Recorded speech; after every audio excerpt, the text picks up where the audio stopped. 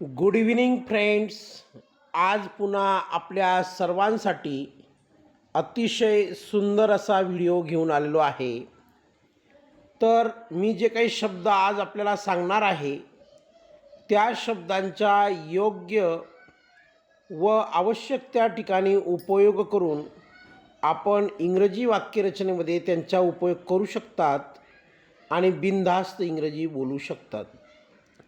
जे शब्द मी वाचणार आहे ते सर्व शब्द जनरल आहेत, दररोजच्या व्यवहारातील आहेत.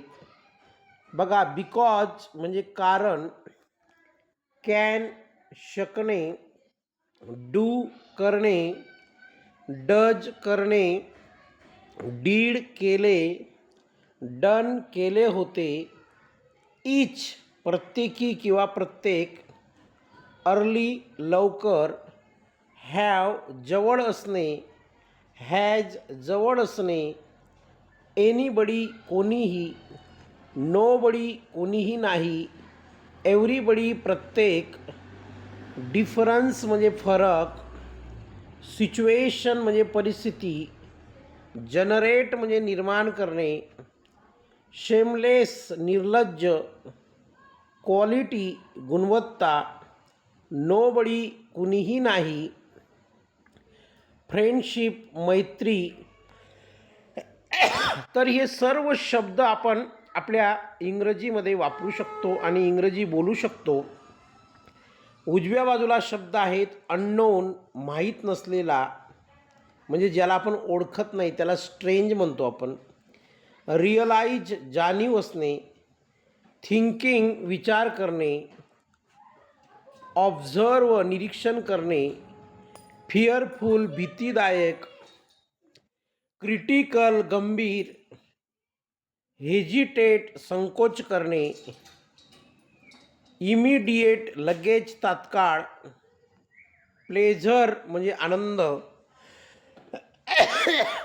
बॉदर म्हणजे त्रास देणे, इम्पॉसिबल म्हणजे अशक्य, डॅमेज म्हणजे नुकसान करणे, डिसाईड म्हणजे निर्णय घेणे, हिडन म्हणजे लपलेला, हार्डली म्हणजे क्वचित आणि रिड्यूस म्हणजे कमी करणे. लक्षात घ्या, हे जे काही सर्व शब्द आहेत या शब्दांचा उपयोग करून आपण छोटी व मोठमोठी वाक्यरचना तयार करू शकतो. इंग्रजीमध्ये बोलण्यासाठी, लिहिण्यासाठी किंवा वाक्यरचना तयार करण्यासाठी शब्दांचा अर्थ माहीत असणे फार महत्त्वाचे आहे.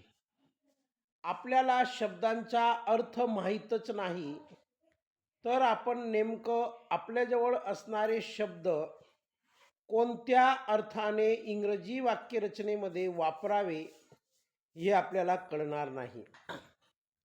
त्यासाठी हे शब्द आपण लक्षात ठेवले पाहिजेत, हे शब्द आपण पाठ केले पाहिजेत आणि हे असे शब्द लक्षात ठेवले, पाठ केले तर बिनधास्तपणे वाक्य अर्थपूर्ण होण्यासाठी, त्या वाक्याला योग्य तो अर्थ मिळण्यासाठी आपल्याला निश्चितच या शब्दांचा उपयोग झाल्याशिवाय राहणार नाही, अशी मी आपणास ग्वाही देतो.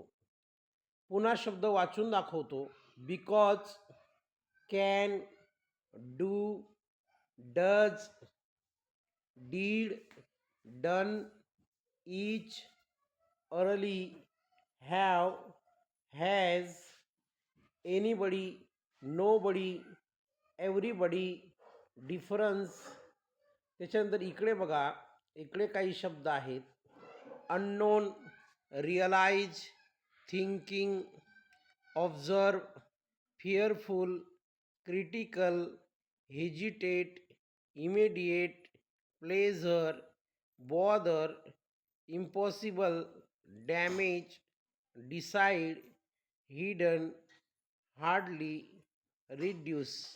तर असे अनेक शब्द आहेत इंग्रजीमध्ये, ते आपण लक्षात ठेवा, बोला आणि त्याचा योग्य ते उपयोग करा. धन्यवाद. थँक्यू.